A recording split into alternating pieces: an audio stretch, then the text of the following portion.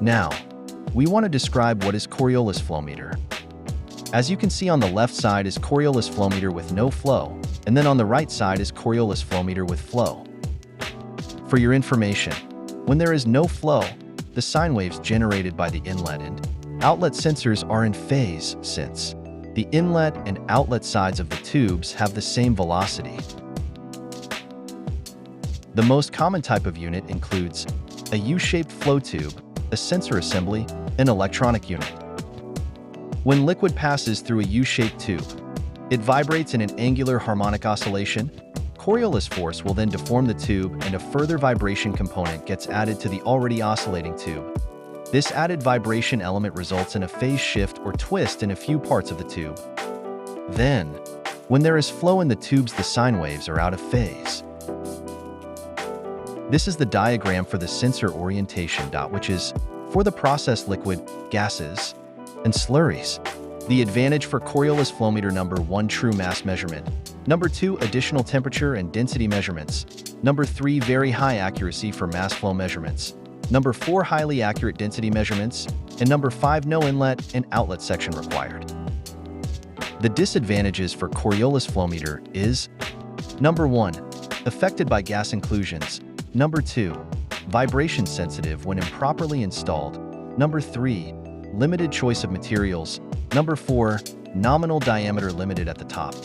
Next, we move to positive displacement meter, or PD meter. PD flow meter is a direct measurement of volumetric rate. A positive displacement flow meter is a cyclic mechanism built to pass a fixed volume of fluid through with every cycle. Every cycle of the meter's mechanism displaces a precisely defined, positive quantity of fluid, so that a count of the number of mechanism cycles yields a precise quantity for the total fluid volume passed through the flow meter. There is 5 types of PD flow meter. Point 1, reciprocating or oscillating piston. Point 2, gear. Point 3, nutating disc. Point 4, rotary vane. Point 5, diaphragm. 1. Reciprocating or oscillating piston. Each piston is mechanically or magnetically operated to fill a cylinder with the fluid and then discharge the fluid. 2. Gear. This gear rely on internal gears rotating as fluid passes through them, and several types of gear meters based on the shape of the internal components. There are 2 type gears used: oval gear and helical gear.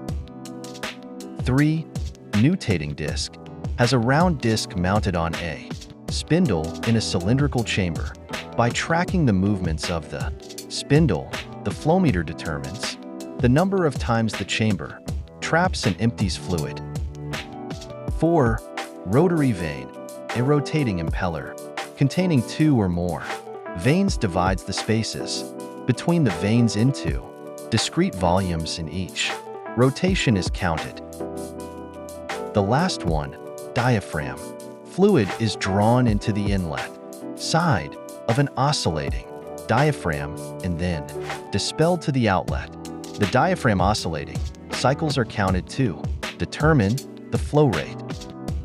The applications of positive displacement flowmeter is: 1. Chemical injection.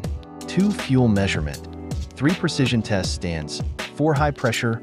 And 5. Hydraulic testing. There's 5 advantages of PD flowmeter. 1. Very accurate. Point 2. Can measure both liquids and gases. Point 3. Work best with clean, non-corrosive, and 4. Non-erosive liquids and gases. Not sensitive to uneven flow distribution across the area of the pipe. Point 5. Provide better relative accuracy at low flows. The last one is disadvantages of PD flowmeter. There is 2 disadvantages: heavier and costly. Thanks for watching.